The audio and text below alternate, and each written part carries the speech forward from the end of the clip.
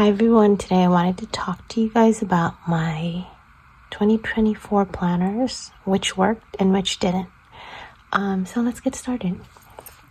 We'll go from the smallest to the biggest. So this year I was using the Cloth and Paper CP Petite size as my social media finance planner. And she worked. I love her. So the thing was that didn't technically work was the weekly. I felt like I was in a schedule when it comes to like my content. Like Mondays, I always plan I always put my weekly layout. On the first, I always put my monthly layout. And then during the week, I do like maybe a daily or a dashboard or some stationaries and stuff like that. So it gets redundant when I kind of fill out the weekly and gets more tedious, I feel like. So I am changing this layout to a monthly layout where I either write the whole thing out or do it by week, but at least it's not taking up a lot more space. So that is my thought on that. Also, plus with happy hours and stuff, I can like list it down instead of like every Thursday just writing it. I feel like it's a lot of paper for just content creating for somebody who doesn't post nearly as much as I used to. I used to post daily, and I found myself posting maybe 2 to 3 times a week of my own content. So this paper gets to be like too much for what I posted. At least like a monthly layout would be, if I plan it, you could see like the whole where I'm lacking and what I need to do, instead of just like rolling along with it every week. And plus, I didn't really need tasks or habits, so I felt like I was wasting this insert. But project wise, like my notes and stuff like that, it worked, so I'm keeping that. I have meeting notes in here just in case for any brands that I work with. And another one that I really love is the yearly overview. I actually can't show you. So I actually can't show you the yearly overview, but I already bought the yearly overview for next year.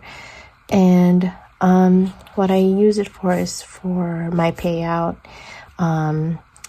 things that I've gotten from brands and stuff like that, or pays from my other brands.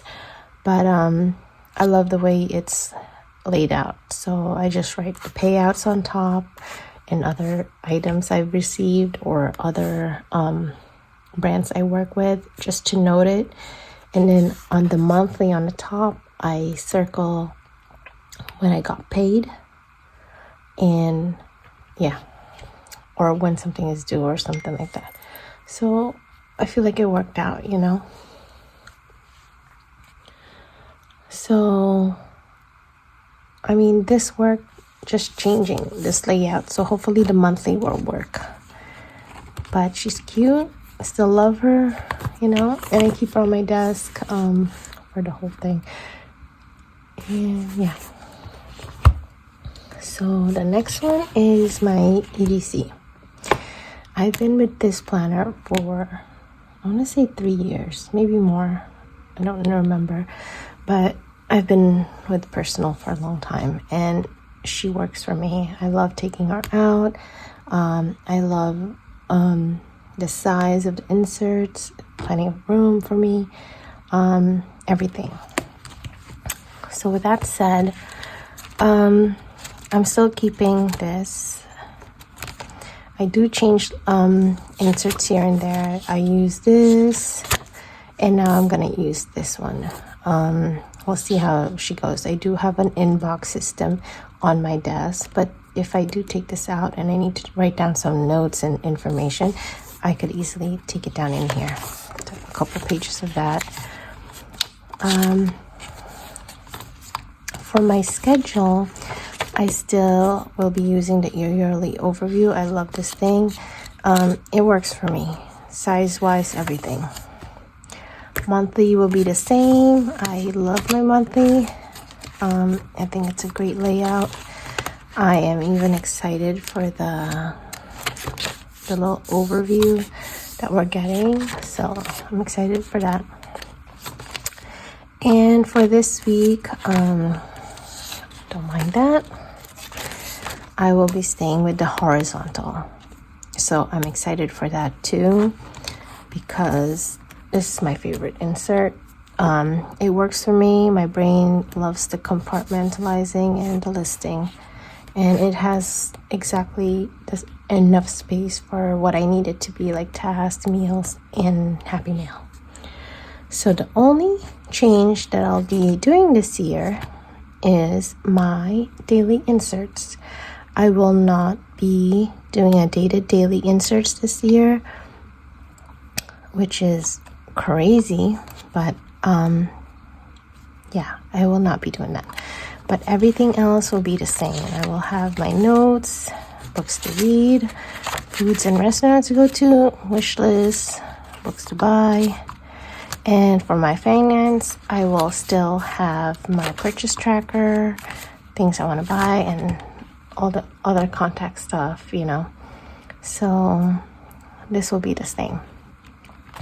I did change from Cortado to the Louis Vuitton, and I think I'm going to stick with the Louis Vuitton for a little bit till I get bored and want to change either back or to something else. I have a lot of covers in Personnel, and that's why I collect Personnel, because I love the size anyway, and started my collection there. So we're going to stay with that. I did kind of was dabbling into, like, let me see if Mini HP will work. What about CP Petite as a daily? But we're sticking with Personnel this year. Another one that worked was, excuse me, my goodness, my A5 Stalogy as my memory keeping. This is my 3rd year using this, and I am loving it. I think this is the most that I've done. Like right now, I'm doing daily writing, and I'm loving it. So I definitely will be keeping this style, layout, and stuff like that. But I already bought the next year one. The only difference is I do write a lot of my thoughts in here. So, excuse me, I don't know why I get so tired when I'm talking.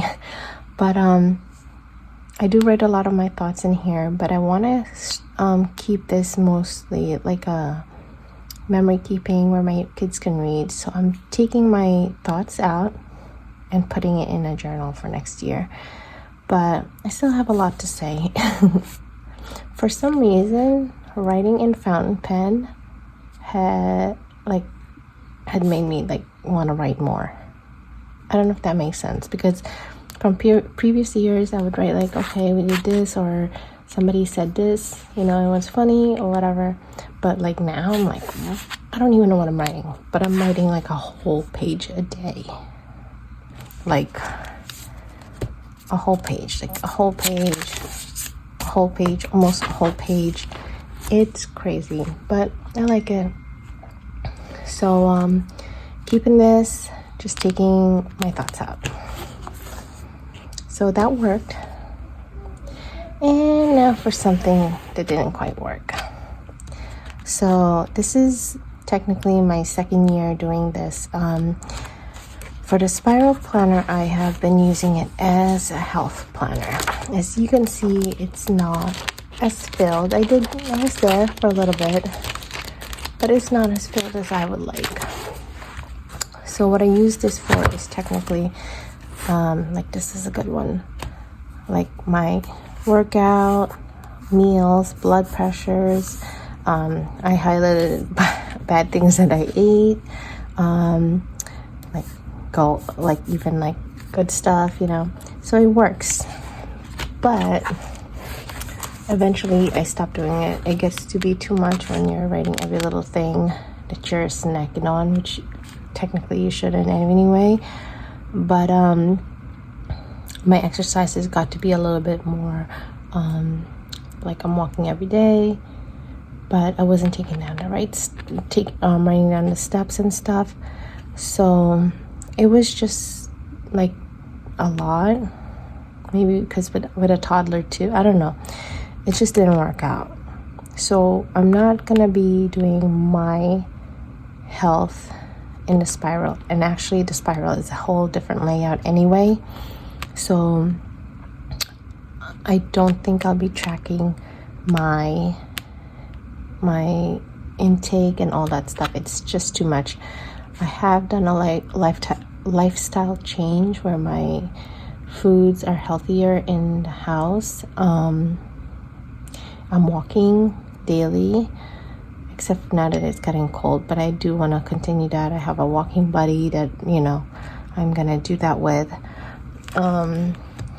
So I think it's just little habits that I now want to change and continue. I do want to take my blood pressure still every day, but I haven't, and maybe I will just write that in the new spiral where I'm going to be using it as a daily. But more on that on my stack, my 2025 stack. So yeah, so this one did not quite work out for me, even though I was really enjoying seeing all my blood pressures. Like, I was in a phase when it was this April when I was literally writing everything, and I loved it. But yeah, it didn't work. So yeah, let me know which planners work for you, which planners you're keeping, or maybe doing a little tweak. And I hope you like this video. Bye.